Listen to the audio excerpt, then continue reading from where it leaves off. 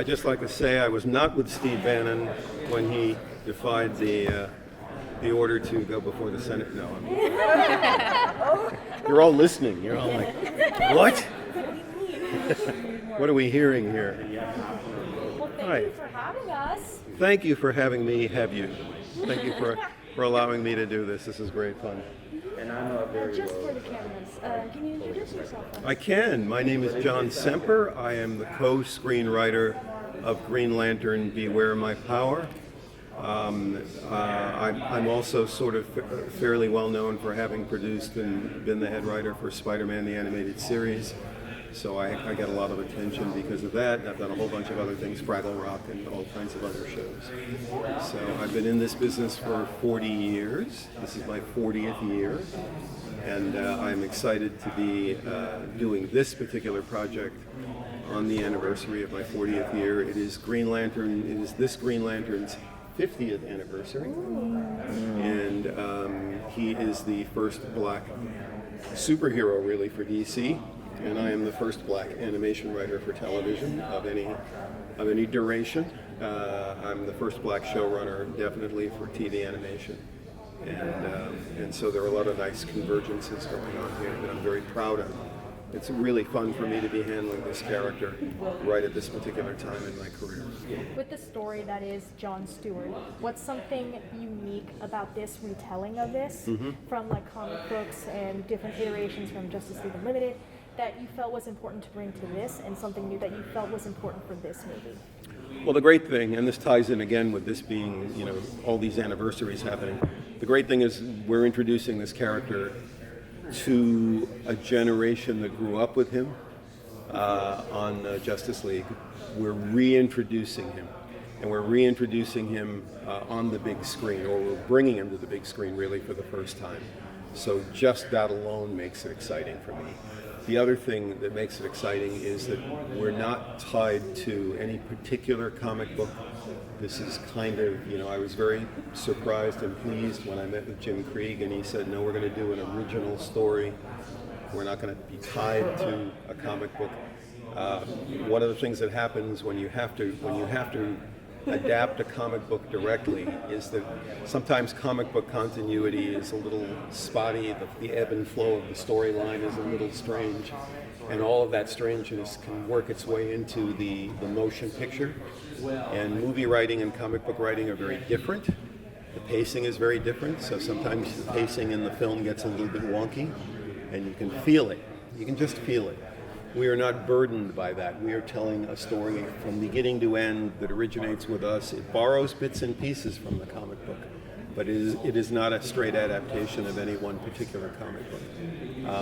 And I really enjoyed that because I think in the end we end up with a solid story that moves very smoothly and really packs a wallop by the time you get to the very end. I love your passion, honestly. I just think I'm very in awe of your passion of this. Thank you. What's some favorite moment of the film that you're excited for audiences to see, and one of your favorite moments when you got to see the final product before it was put out for this movie? That's a good question. The ending for me is really cool because I did not fight. I really did want to make sure that oath came in at the end, and I like the bit where I had him say, "Well, it's kind of hokey when he's doing it for the first time. What the hell is this?" I don't know. That's a good question. The funny thing is, usually my work, there are some episodes of Spider-Man I never want to see again, ever. And that's very common because sometimes the stuff just doesn't live up to your expectations, and so you just don't want to look at it again. It's like I don't want to see it. This movie, because it just came out so well, it's like every minute of it I enjoy and am proud of. You can watch it and just be proud of every minute of it.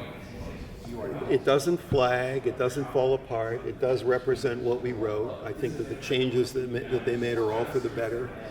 I think it just packs a wallop at the end that makes you think about it. I knew where it was going, and and it still hit me. And then I was thinking about it a couple of days later, you know, and that's the cool thing. So it's really every second of it. When I was writing the comic, I wrote Cyborg, 19 issues of Cyborg for DC. And the cool thing about a comic book is I'd get it and I'd you know, thumb through it and I'd go, oh, this is great. And then I'd do it again, you know, and I loved every page. And I normally never do that with animation. It's like, oh, why did they do, oh my God, they screwed that up with the timing and the animation. And this was more like reading the comic. This was like every minute of it got me really excited and jazzed. But I would have to say the ending. I think the ending is really powerful. Have you seen it yet? Not yet. It comes out the 26th. All right, I'm not going to spoil it for you. Thank you, sir. Did you have a question? I guess I do. Yeah.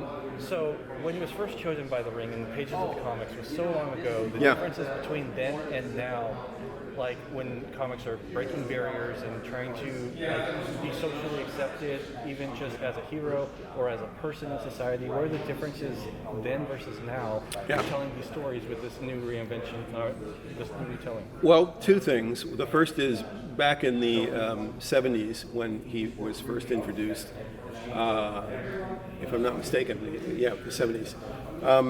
He, you know, just having a black face in the comic was all that they could do, really. They weren't writing from a black perspective. You know, there were really no black writers.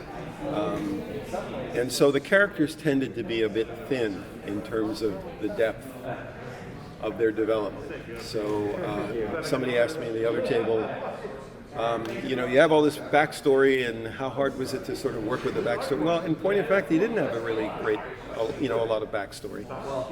And by the time they were using him, so they introduced him, and then he was gone for a long time.